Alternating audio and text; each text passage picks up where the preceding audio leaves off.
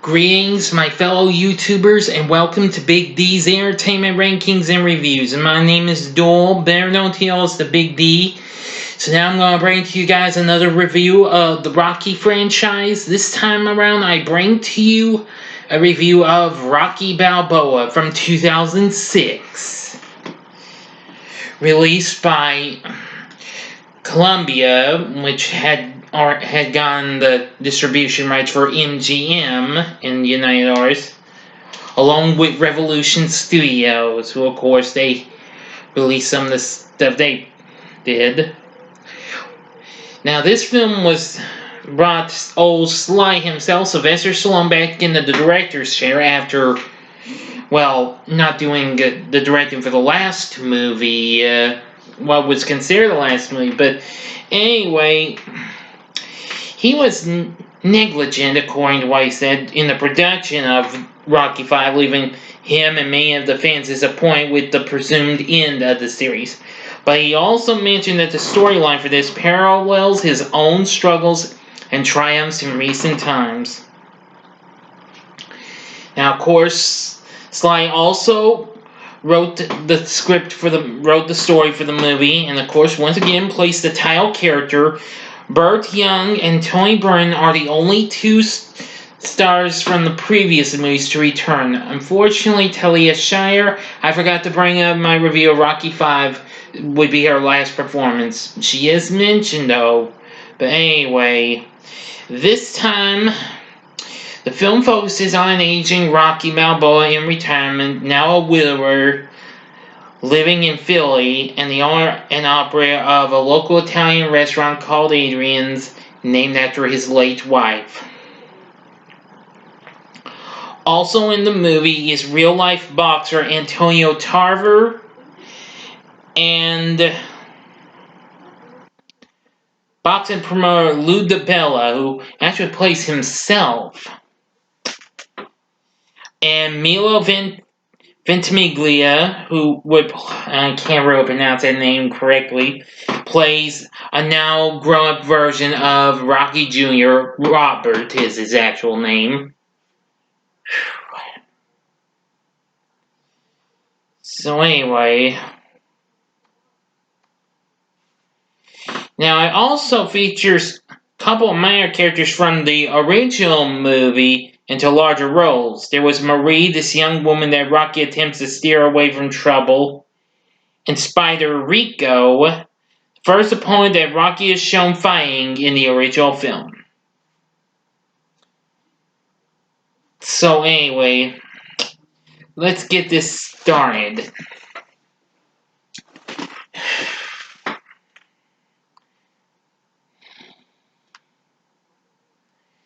Anyway, it's 2006, and Rocky, now in his early 60s, lives a quiet life as a widower.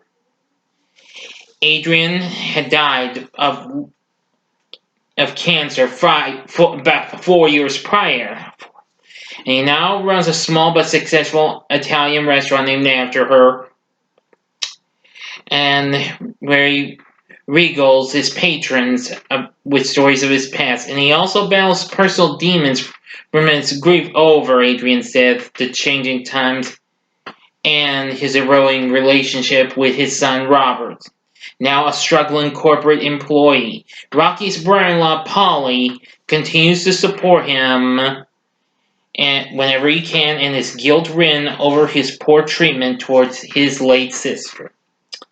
So late one night, Rocky reunites with Marie, who was once a troublesome young girl Rocky had escorted home 30 years ago. She's now a single parent of a teenage son born out of wedlock named Stephenson, or Steps for short. But of course, that's just a nickname. So Rocky's friendship with her quickly blossoms over the following weeks, providing him a much-needed buffer for his anguish. Meanwhile, on the professional boxing circuit, Mason the Lion Dixon reigns as the undefeated yet unpopular heavyweight world champion. But he's often ridiculed for having never fought a true contender. This leads to tension with the public and his promoter encourages him to return to his roots. So, the small gym he first trained in, as well as his old trainer, who sagely tells him that inevitably he will earn back his respect through a true opponent. And so, ESPN later broadcasts a computer simulation of a fight between Rocky in his prime and Mason, likened to a modern-day version of the super fight that ends in a disruptive KO victory for Balboa. Well, the simulation inspires Rocky to take up boxing again, an intention that goes public when he successfully renews his boxing license. So Dixon's promoters thus pitched the idea of holding a charity exhibition bout to bolster his floundering popularity. So they agreed to a match, creating a media buzz that says that Rocky's has been saying Dixon's credibility. So Robert later makes an effort to discourage his dad from fighting, blaming his own personal failings on his father's celebrity shout, but Rocky rebukes him with some profound advice that to succeed in life, it ain't about how hard you hit. It's about how hard you can get hit and keep moving forward. And that blaming others won't help. So the next day, they meet over Adrian's grave and reconcile. So Robert has quit his job to be at his dad's side. He sets straight to train with Duke, the former trainer to his late great rival and friend Apollo Creed, who quickly surmises that the slow and arthritic Rocky can only compete by building his strength and punching power as much as possible. Now I'm going to get to the last bit of this, the ending. So you got 5 seconds to sub this vid before I go into the ending. Okay, you were warned. Now, the bout itself is a back-and-forth affair, with Dixon easily dominating the first round, only to injure his left hand in the second one on Rocky's hip. Rocky then makes a dramatic comeback, knocking Mason down and surprising the audience with his prowess and chin despite his age. The two combatants beat each other severely throughout the full 10 rounds, ending with both men still standing. Although Rocky gets the last punch, Rocky thanks an appreciative Dixon for the match and tells him that he is a great champion, while the audience applauds them both. The result is announced as Rocky exits the ring to the adulation of the crowd. A win for Dixon by a close split decision, but Rocky clearly doesn't mind the outcome. In the closing shot, Rocky returns home and visits Adrian's grave again, thanking her for helping him. Yo, Adrian, we did it. And as the credits roll, an inset features people running up the Rocky steps in celebration of personal accomplishments. Well, that's it. Though I've only seen this one time. It's been a long time, but I do remember this. Now then, I will say this is a big redemption over Rocky 5. I do say I'd rather watch it more than that one, so I don't hate this movie. I like it a little bit. Like I said, I'd rather watch this over 5 anytime. Anyway, it's good and all. I didn't mind some of the parts of the story. I mean, it was good and all. They did what they could to make it good. I mean, Sly did a great job with the story. He did a great job in directing, etc., etc., etc. So it did pretty well than what the studio had anticipated. So it apparently did well, and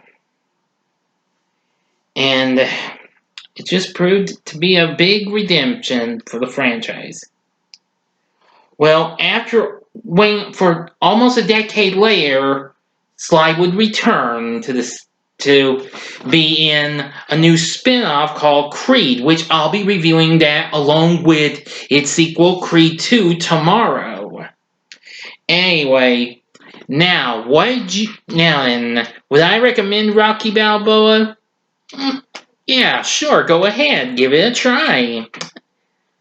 It may not be the best, but it is a surprisingly good flick. We may be shy of some good characters, but hey, but this was just a story and what have you. But I really think the story was good and all. So, and Sly was good. It was good to see Burt Young again. And well, what can I say? I need to rewatch this sometime if I ever can. But that's all I'm gonna say about Rocky Balboa. Now, what do you think of the movie? Please feel free to tell me in the comments section. Like and subscribe to my channel as well, and be a part of the Big D Nation. Join me again next time when I review Creed and Creed 2. Don't worry, I'm going to do those movies separately, not in a back-to-back review, okay? You'll be happy to know that. So thank you again for watching. Now, if you liked what you saw, you can check out these recent Rocky reviews. You can check out my reviews of the last 3 movies, which have actually gotten good views already so far. In the upper left-hand corner is my review of Rocky 3, which that's already been the highest viewed one of the franchise so far in my list. In the upper right hand corner is my review of Rocky 4, and the bottom left hand corner is my review of Rocky 5. And the bottom right hand corner is the button you can click to subscribe. I'm now at 182 subscribers. Now I need 18 more. Come on, help me get to 200 if you can. Thank you again for watching my review of Rocky Balboa. Until next time, I'm the Big D saying see ya.